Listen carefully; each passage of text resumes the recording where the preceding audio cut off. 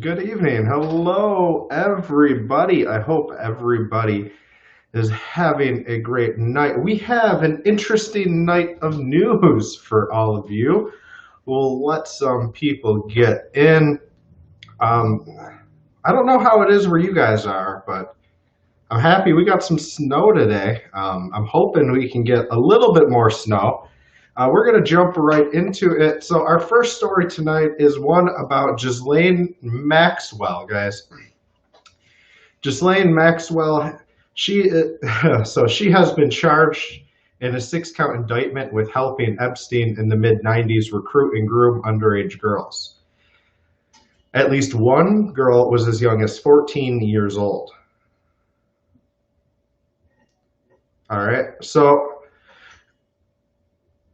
And the belief is that she recruited them so he could sexually assault them in his residences in New York, Florida, New Mexico, as well as her home in London.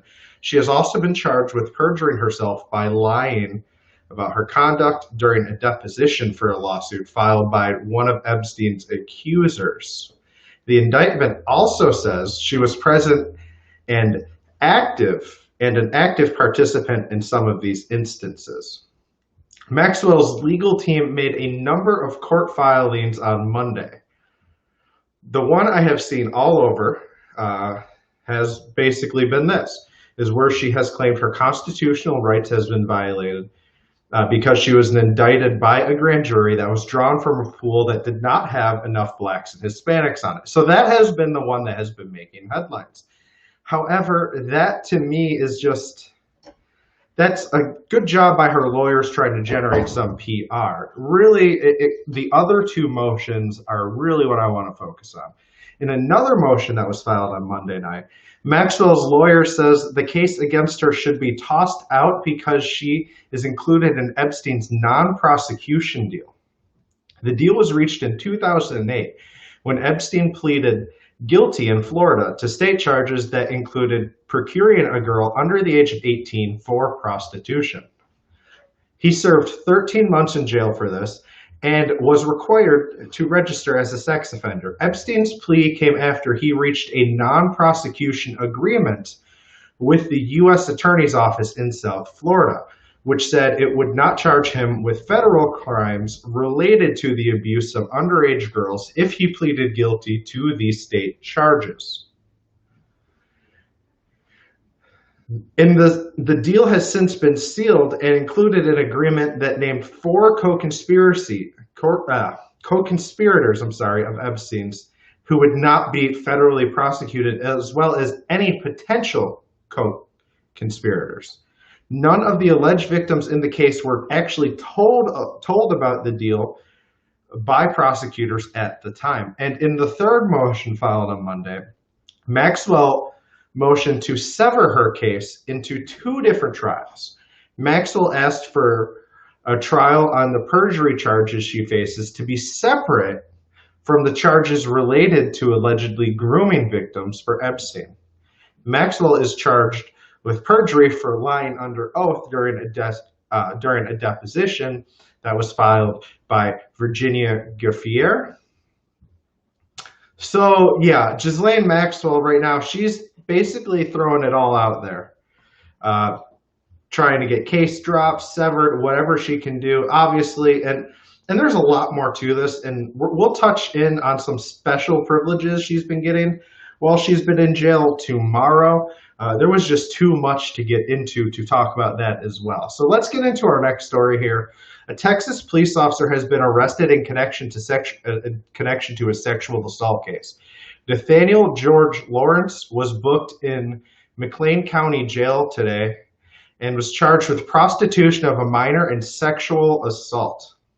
The investigation that led to his arrest was started on January 21st when the victim, a teenage boy, was a patient at a local hospital. The hospital told McLean County investigators the teenager was possibly receiving financial benefits from adult men in exchange for sexual acts. An arrest warrant affidavit said. So, the boy confirmed to the investigators he had received money or goods in exchange for sex from men he met through an app on his cell phone. The deputy got the boy's consent to search his phone and found messages from a man the boy met through the app. The boy said he met the man and communicated with him on FaceTime twice, and during one FaceTime sessions, the teenager confirmed the man was a police officer. All right, so we'll get into the next. We have a George Floyd update. Let me get some water. Thank you for tuning in, Carmen. I appreciate you guys who tune in, All right. In an update in the officers on trial for George Floyd's death, Judge Peter A. Cahill has ruled that body cam footage from a previous encounter between Floyd and the police will not be admissible in court. Cahill had ruled earlier this month that Derek Chauvin, the officer who faces second-degree murder and manslaughter charges, will stand trial separate from the 3 other officers. The judge also has shot down the defense's push to include Floyd's 2007 robbery conviction, as well as denying the prosecution's request to use past complaints against 2 of the other officers that are in court. And of course, we will follow this as soon as the trial gets here. We will be following that daily, guys. I do look for updates every day in that. So we'll get into our next story.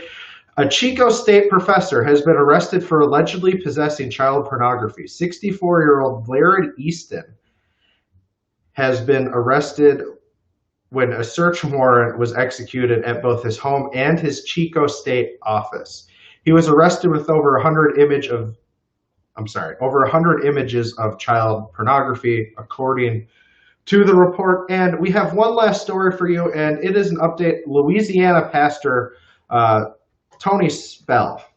So Louisiana pastor Tony Spell has suffered another blow in court when 19th Judicial District Judge Ebony Johnson Rose dismissed the pastor's motion to have the case against him dropped on the grounds that the capacity limits imposed by Governor John Bel Edwards put in place last March in response to the COVID-19 outbreak violated his First Amendment rights and illegally targeted houses of worship.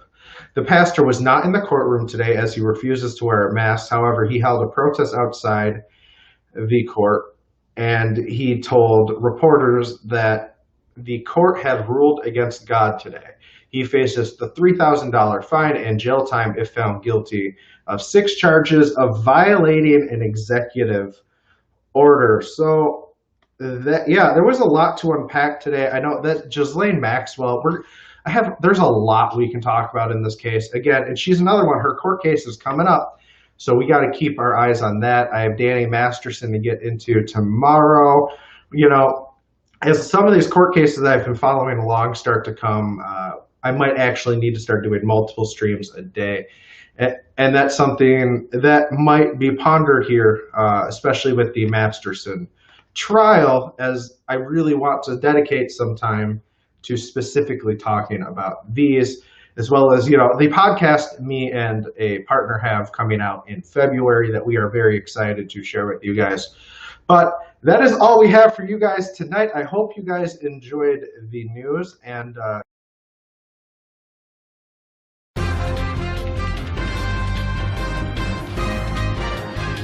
Smart Sound.